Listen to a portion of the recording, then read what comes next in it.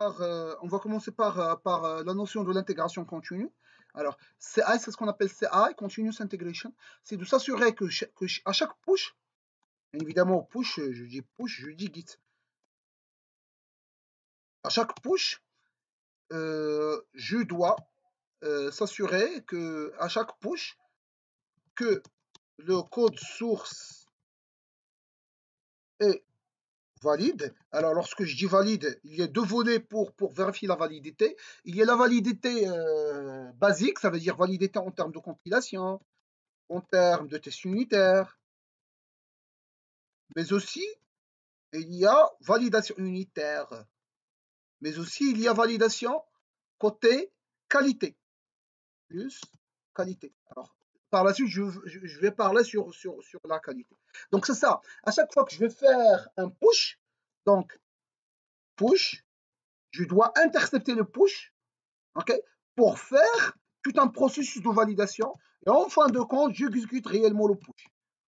J'exécute réellement le push. Si ça ne marche pas, si le processus de validation ne marche pas, or je vais deny to push.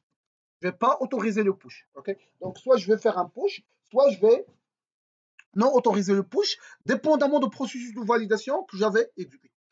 Le processus de validation, ça s'appelle Continuous Integration. Okay? Alors, concrètement, c'est quoi ce processus de validation qui intercepte le push? C'est quoi? Alors, validation 1. Alors tout d'abord, c'est quoi le logiciel qui permet le processus de continuous integration ou bien le processus d'interception de push pour faire la validation? Alors, ça s'appelle Jenkins. Alors, Jenkins, mais aussi il y a des concurrents. Alors ça a été le plus ancien, Jenkins. Mais actuellement, il y a toutes des plateformes de CI, CD, ça veut dire Continuous Integration, Continuous Deployment, comme GitLab.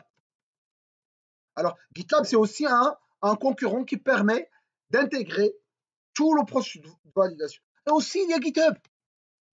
GitHub, autrefois, ça a été juste un remote repository. Un remote repository. Un remote repository qui permet de pousser les projets vers GitHub. Mais avec l'achat de GitHub par Microsoft, GitHub a été transformé à tout un processus, à tout un outil d'intégration continue qui permet d'intercepter le push et de faire la validation. Bien évidemment, il y en a d'autres outils. Okay. Donc, maintenant, je vais zoomer. Alors, ça, c'est l'outil Jenkins, GitLab, GitHub. Okay. Maintenant, je vais zoomer sur le processus de validation exécuté par Jenkins, GitLab, GitHub et qui s'appelle Continuous Integration. C'est quoi ce processus de Continuous Integration? Alors, 1, compilation. 2, alors, la compilation, c'est Jenkins qui va lancer, chez Jenkins ou bien GitHub ou bien GitHub, qui va lancer Maven pour faire la compilation. Alors, alors ça s'appelle pas compilation, ça s'appelle source. Alors, on va voir dans un premier temps, je vais exposer une image qui contient le processus. Alors, lorsque je parle sur l'intégration continue, alors ça, c'est ce qu'on appelle le cycle infini de DevOps. Okay? Mais pour l'intégration continue, ça concerne simplement le code, le build, le test, le release et le deploy. Alors, je vais parler sur ce petite partie de DevOps et par la suite, je vais aussi parler sur DevOps en entier. Alors, ça, c'est une image plus intéressante. Okay. Alors, donc, lorsque je parle sur l'intégration continue, je parle tout d'abord sur Plain. Okay. Plain, ça veut dire quoi? Ça veut dire planifier votre projet. Planifier, ça veut dire utiliser les outils pour planification. Ça veut dire quoi, Trello? Ça veut dire quoi? Ça veut dire ici, je veux lier avec Scrum. Les sprints, je vais découper mon projet en plusieurs sprints. Okay? Et chaque sprint doit fournir en sortie quelque chose de exécutable ou bien un document. Ça veut dire quoi? Une fois que je vais finir un sprint, je dois le tester. Okay? Il doit être un produit testable. Okay? Ou bien un document, spécification, etc. L'essentiel, ça doit donner un output concret. Bien évidemment, ça c'est sur 2 semaines jusqu'à 4 semaines. 3 semaines, 2 semaines, 4 semaines. Okay? C'est ça la première étape pleine. Alors, dans votre rapport, vous avez déjà mentionné les captures d'écran des différents sprints dans Trello. Donc, vraiment, c'est ça la première étape. Alors, la deuxième étape, build. Alors, build, ça veut dire quoi? Ça veut dire créer votre code source. Alors, non, non, non, non. Cette image, j'ai un petit peu. Alors, je vais voir une autre image. Oui, c'est ça. Ça. Alors, le plane, on a déjà parlé sur le plane, elle est là. Le code, ça veut dire quoi? Ça veut dire je vais réaliser ma solution et je vais faire des push et des pulls. Ok? Ça, le, le, le, la partie code. Alors, vous voyez, il y a GitHub, parfois il y a Eclipse, etc. Il y a par la suite la partie build. La partie build, ça veut dire quoi? Ça veut dire je vais transformer mes fichiers .java en mes fichiers .class. C'est Jenkins. Alors, comme vous avez remarqué, la partie pleine n'est pas inclus dans la partie n'est pas inclus dans la partie intégration continue. Bon, pourquoi? Parce que l'intégration continue commence par c'est entre le push et l'envoi vers le repo distant. Okay, donc la partie pleine n'existe pas. Alors une fois que je vais faire le code, je vais faire un push, c'est à ce moment-là que le processus d'intégration continue va commencer. Alors, une fois que je vais faire un push, je vais coder via Eclipse ou bien NetBeans ou bien IntelliJ. Par la suite, je vais faire un push. Donc, Git, elle est là. Jenkins ou bien GitHub ou bien GitLab va intercepter le get pour faire le build. Le build, c'est quoi? C'est la transformation des fichiers .java vers les fichiers .class. C'est Jenkins qui va lancer Maven et Maven, c'est Maven qui va faire le build. Okay? Okay. Par la suite, une fois que le build est correct, Jenkins va prendre la main et va encore invoquer qui? Il va encore invoquer Jenkins pour vérifier les tests. Alors, c'est quoi les tests? On a déjà parlé de la partie court. C'est expect the result avec le result. Et on compare le résultat avec le result. Et le framework correspondant, c'est Jenkins. Okay? Alors, par la suite, c'est pas vraiment inscrit dans ce schéma, mais une fois que les tests unitaires, ça marche, qu'est-ce que je vais faire? Je vais invoquer la vérification de la qualité. C'est qui va faire la vérification de la qualité? C'est SonarQube. Alors, déjà dans mon code source, imaginons que c'est mon code source. Alors, je peux voir le plugin de SonarQube, il est déjà installé. Alors, elle est là, SonarLinks. Si vous vous rappelez, il est le même dans la partie angulaire qui permet de dire non, double quote, non, point virgule, non, espace. Ça nous dérange, mais c'est un outil très puissant pour vérifier la qualité de code. Alors, vérifier la qualité de code, ça veut dire quoi? Imaginons une méthode qui contient 100 lignes. Ça, ce n'est pas un code de qualité. Ça veut dire qu'il y a un ensemble de rules prédéfinis à respecter. Le nombre maximum de la méthode, c'est 7 lignes, par exemple. Vous ne pouvez pas avoir beaucoup de for au sein d'un beaucoup for. Ça, c'est aussi une règle de qualité. Vous ne pouvez pas avoir un if au sein d'un autre if. For au sein d'un if, c'est par la suite au sein d'un if. Ça, c'est interdit. À chaque fois que vous avez un boucle for au sein d'un boucle for, la boucle for interne doit être externalisée comme étant une méthode à part. Okay? Alors, d'ailleurs, on pourra lancer, dans votre présentation, vous pouvez faire ça, lancer le rapport, et automatiquement, vous aurez un rapport de SonarLinks que vous pouvez injecter dans la présentation en disant que notre code est de qualité et voilà le rapport de SonarCube qui permet de dire ça. Bon, pour moi, j'ai un problème dans SonarCube. Mais c'est SonarCube qui permet de faire ça. SonarCube, c'est un outil à part. Okay? SonarLinks, c'est juste un plugin qu'on installe dans Eclipse ou dans NetBeans qui permet de vérifier la qualité de code. Mais pour le moment, gardez à l'esprit que Sonar, elle est là. Alors, surtout pour Eclipse, vous pouvez simplement faire Windows, Help, Eclipse Marketplace et installer Sonar, entrer, et automatiquement tu cliques, et automatiquement tu auras le rapport de Sonar que vous pouvez injecter dans votre présentation. Alors, donc, pour continuer, donc, le test unitaire, on va faire quoi? On va vérifier la qualité de code. Donc, Jenkins va invoquer SonarCube et SonarCube va dire voilà mon rapport. S'il est valide, ça marche. Jenkins va continuer le processus. Sinon, Jenkins va s'arrêter.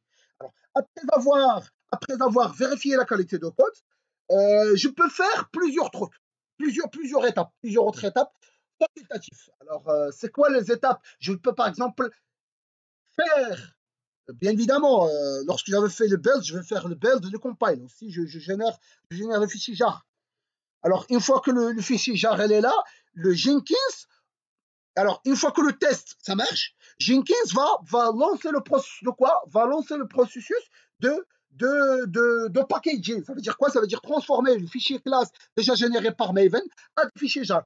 c'est qui va faire ça? C'est Maven qui va invoquer, c'est Jenkins qui va invoquer Maven, et Maven va faire le packaging.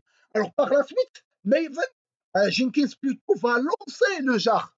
Alors comment il va lancer le jar? Si on commande Java, Java-jar, et automatiquement le jar sera lancé. Donc Jenkins pourra aussi faire ça. Alors par la suite, on pourra continuer avec les deploys, etc. Mais ça ne fait pas partie du contexte de notre présentation. Donc, pour synthétiser, le continuous integration, tu vas faire un push. Jenkins va prendre la main, va faire premièrement compilation. Si ça marche, il va passer. Jenkins va lancer Maven et Maven va faire la compilation. Si ça marche, Jenkins encore va prendre la main. Il va lancer JUnit pour faire le test unitaire. Si ça marche, Jenkins va prendre encore la main.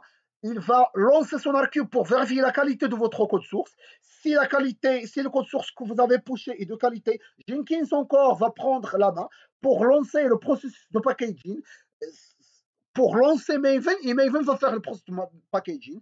Si ça marche, Jenkins va encore prendre la main pour lancer le jar via la commande java-jar pour que votre microservice sera exposé. Okay. Donc, alors, les étapes que je viens de citer, ça s'appelle un pipeline. Pipeline, ça veut dire quoi? Ça veut dire un ensemble d'étapes. Première étape, si ça marche, va vous amener vers deuxième étape, va vous amener vers troisième étape, va vous amener vers quatrième étape. Et si ça marche, si le pipeline, ça marche de Jenkins, alors, à chaque fois que je pars sur Jenkins, je pars sur un pipeline. Ça veut dire quoi? Ça veut dire toutes les étapes que je viens d'énumérer ici. Alors, ça veut dire le compile. Donc, Maven, alors, le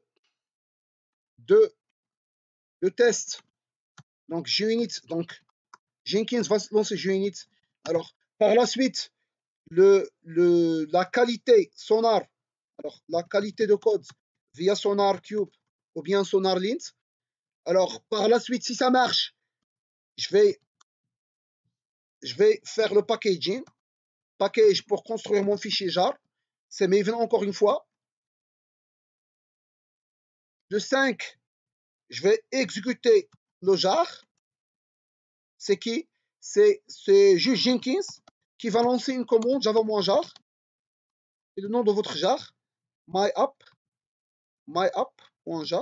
Alors le jar, il a été déjà construit dans le tab de packaging par Maven.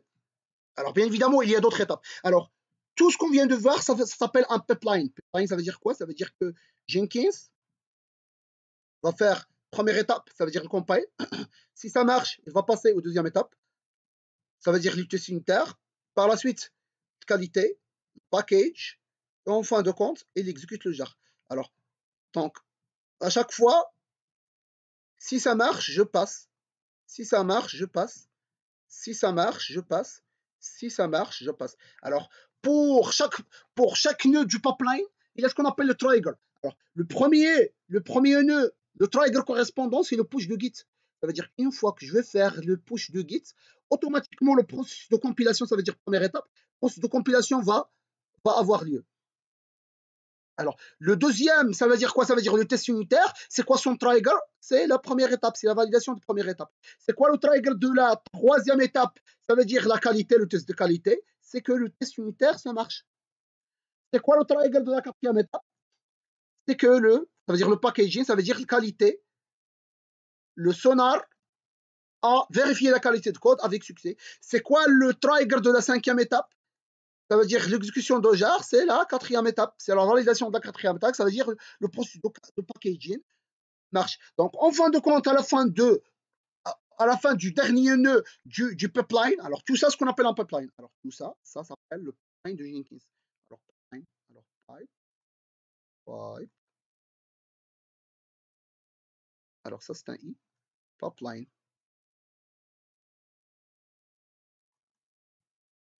Alors, ce sera le pipeline. Alors, à la fin, j'aurai microservice. Alors, mon microservice, mon MS, exécuté. Alors, bien évidemment, on pourra étendre le pipeline. Réellement, c'est ça ce qu'on fait. Mais dans le contexte de votre projet, juste savoir ce pipeline, le présenter dans votre présentation, c'est super intéressant.